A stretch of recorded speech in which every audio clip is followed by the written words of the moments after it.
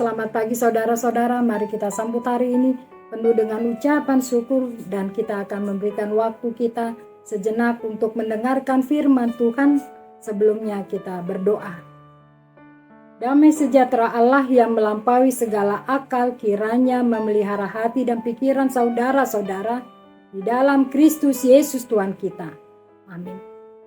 Firman Tuhan yang menyapa kita di renungan harian HKBP Kamis tanggal 22 Agustus 2024 terambil dari Yeremia pasal yang ke-24 ayat yang ke-7. Beginilah firman Tuhan. Aku akan memberi mereka hati untuk mengenal aku, bahwa akulah Tuhan. Mereka akan menjadi umatku dan aku akan menjadi Allah mereka. Sebab mereka akan kembali kepadaku dengan segenap hatinya. Demikian firman Tuhan. Saudara-saudariku yang kekasih di dalam nama Tuhan kita Yesus Kristus, hati adalah pusat dari perasaan. Hati adalah pusat dari keinginan. Hatilah yang menggerakkan kita untuk bertindak dan hati jugalah yang menggerakkan kita di dalam pengambilan keputusan-keputusan.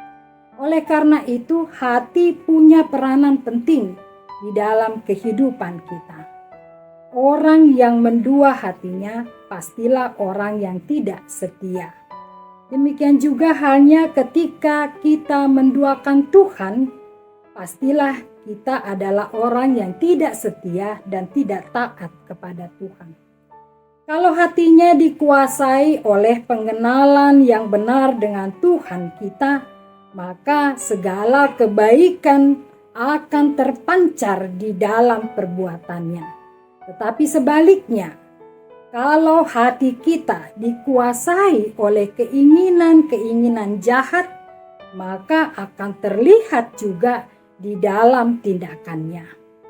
Dalam Markus 7 ayat 21 dituliskan, sebab dari hati orang timbul segala pikiran jahat. Saudara-saudariku yang kekasih, oleh karena itu Tuhan Yesus menginginkan kita untuk tetap menjaga hati kita.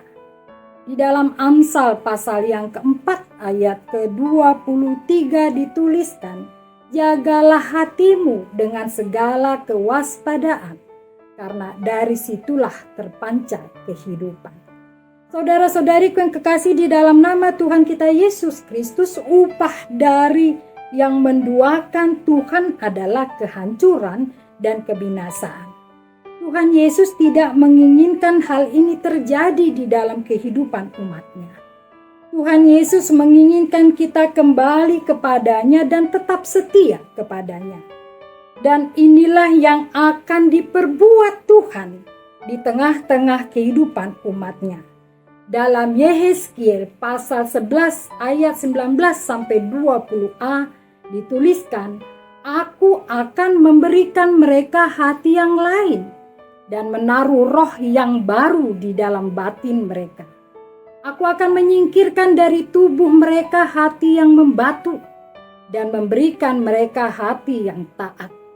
Dengan demikian mereka akan hidup menurut ketetapan-ketetapanku dan berpegang pada peraturan-peraturanku serta melaksanakannya. Saudara-saudariku yang kekasih, bagaimanakah supaya hati kita tetap percaya dan setia kepada Tuhan kita Yesus Kristus, dan bahkan Tuhan menginginkan semakin bertambah juga di dalam pengenalan kita akan Tuhan kita. Tidak ada jalan lain. Kita harus mempunyai persekutuan yang baik dengan Tuhan.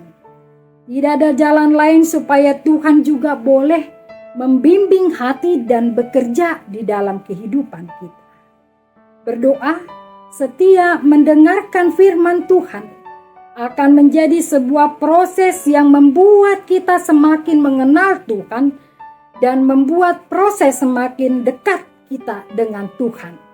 Hati kita hanya terpaut kepada tujuan kita, yaitu hidup di dalam Tuhan kita Yesus Kristus. Saudara-saudariku yang kekasih, hati yang mengenal Tuhan dengan baik dan benar akan memiliki pengaruh yang baik di dalam setiap tindakan yang akan kita lakukan. Dan tentunya hidupnya akan berbeda dengan orang-orang yang hatinya tidak dikuasai akan pengenalan Tuhan dengan baik dan benar. Inilah yang harus diingat oleh orang-orang yang percaya kepada Kristus. Di dalam Roma 12 ayat 2 dituliskan, "Janganlah menjadi serupa dengan dunia ini, tetapi berubahlah oleh pembaruan budimu, sehingga kamu dapat membedakan mana kehendak Allah, apa yang baik, yang berkenan kepadanya, dan yang sempurna."